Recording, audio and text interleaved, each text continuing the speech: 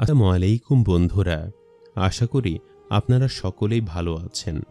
সম্মানিত দর্শক, আজকের কাহিনীটি একজন রোজাদার মা, একটি রুটি এবং দুইটি বাচ্চার করুণ কাহিনী, যা শুনলে আশা করি আপনার মন ছুঁয়ে যাবে। কি ছিল সেই কাহিনী এবং সেই রোজাদার মা তার সন্তানের জন্য কত বড় ত্যাগ করছিল, তা জানার জন্য অবশ্যই ভিডিওটি শেষ পর্যন্ত দেখুন। একজন মা কিনা করে তার সন্তানের জন্য একটিমাত্র রুটি, কিন্তু মা নিজে না খেয়ে তার দুই ছেলের মাঝে ভাগ করে দিতেন এবং মমতাময়ী মা নিজে না খেয়ে ঘুমিয়ে পড়তেন। বড় ছেলেটা কিছুটা বুদ্ধিমান ছিল, তাই সে মাকে সাহায্য করত, কিন্তু ছোট ছেলেটা কোনো কথা শুনত না। সবসময় মাকে অনেক কথা শোনাত। ক্ষুধা লাগলে, পেট ভরে খাবার না পেলে মায়ের সাথে খারাপ ব্যবহার করত। তাদের বাবা ছিল না, তাই সবকিছু দায়িত্ব একমাত্র সে মায়ের উপরে এসে পড়ত। দেখতে দেখতে রমজান মাস এসে পড়ল। মা তাহাজ্জুদের নামাজ পড়ে সাহরি খাওয়ার জন্য রুটি বানাতে গিয়ে দেখে সামান্য কিছু আটা আছে, যা দিয়ে মাত্র একটি রুটি হবে। তাই মা রুটি বানিয়ে ছেলেদেরকে জাগিয়ে বলল, চলো তোমরাও আজ রোজা রাখবে। বড় ছেলে বলল, জি মা, আমিও রোজা রাখব। কিন্তু ছোট ছেলে বলল, আমি রোজা রাখতে পারবো না, কেননা খাবারের জন্য তেমন কিছুই নেই, তাই এত কষ্ট করে রাখার কি দরকার। জবাবে মা বলল, রোজা রাখলে আল্লাহ খুশি হয় এবং বান্দাদের সব দুঃখ কষ্ট দূর করে দেয়। কিন্তু ছোট ছেলে বলে যে, আল্লাহর জন্য রোজা রাখবো, সেই তো আমাদের এত কষ্টে রেখেছেন, একবেলা ঠিকমতো খেতেও দেয় না, তাই তার জন্য রোজা রাখবো কেন?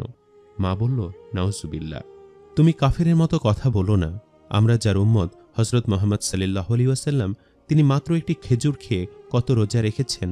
তার মেয়ে ফাতিমা রাদিয়াল্লাহু তাআলা আনহা কত দারিদ্রতার শিকার হয়েছেন।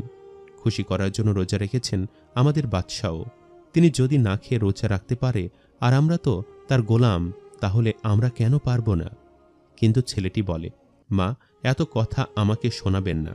কোনো খাবার থাকলে দিন, অনেক ক্ষুধা লেগেছে। যতই হোক মায়ের মন, তাই নিজে না খেয়ে একটি রুটি দুই ছেলেকে ভাগ করে দিলেন।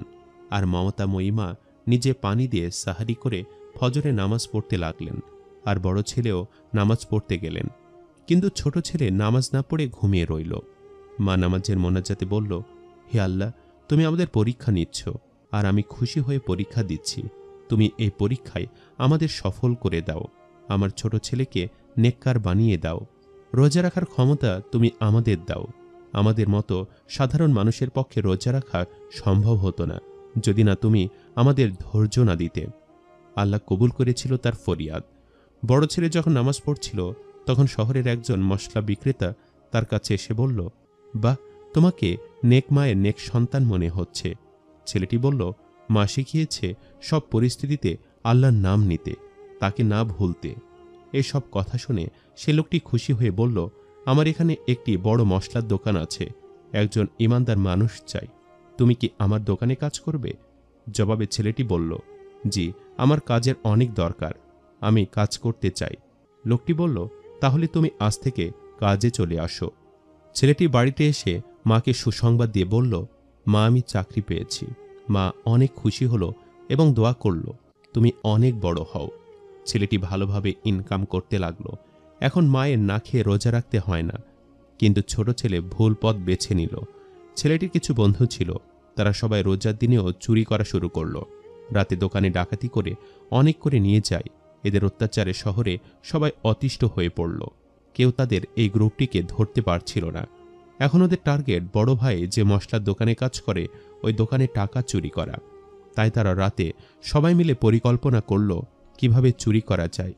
রাত ঘনিয়ে আসলে গভীর রাতে তারা সে দোকানের সব টাকা পয়সা চুরি করে ঘরের ভেতর লুকিয়ে রাখার সময় হঠাৎ তার বড় ভাই দেখে ফেলে।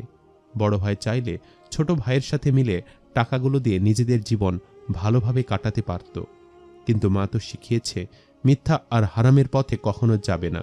তাই ছেলে এসে মালিককে সব ঘটনা বলে দিল। মালিক আর ছেলেটি বাসায় গিয়ে ওই ছোট ছেলেকে জিজ্ঞেস করতে লাগলো, তুমি চুরি করেছ নাকি? অনেক কষ্টে ছোট ছেলেটি স্বীকার করল। পুলিশের কাছে ছেলেকে নিয়ে যাবার সময় মালিকের কাছে মা এসে বললেন, আপনি যা ইচ্ছা সাজা দিন, ও অন্যায় করেছে। বড় ভাই ছোট ভাইয়ের পাপ না লুকিয়ে উপযুক্ত সাজা দিয়েছে, আর এর সততার কারণে মালিক অনেক খুশি হয়ে তাকে বড় পদে চাকরি দিয়ে দিল এবং বলল, তুমি আর তোমার মা আমার বাসায় থাকবে, তোমাদের সাহায্য আমি করব। যে সময় একটি রুটি পেত না, কিন্তু আল্লাহ আজ তাদের ঘরে অনেক রুটি বানানোর তৌফিক দিয়েছেন। তাই আল্লাহর পথে থাকা উচিত, কেননা একদিন না একদিন অবশ্যই আল্লাহ সফলতা দিবেন। সম্মানিত দর্শক, ভিডিওটি আপনাদের কাছে কেমন লেগেছে তা আমাদের কমেন্ট করে অবশ্যই জানাবেন। আর সবাই আমাদের সাথেই থাকবেন। আজ তাহলে এই পর্যন্তই। আপনারা ভালো থাকবেন, সুস্থ থাকবেন। আল্লাহ হাফেজ।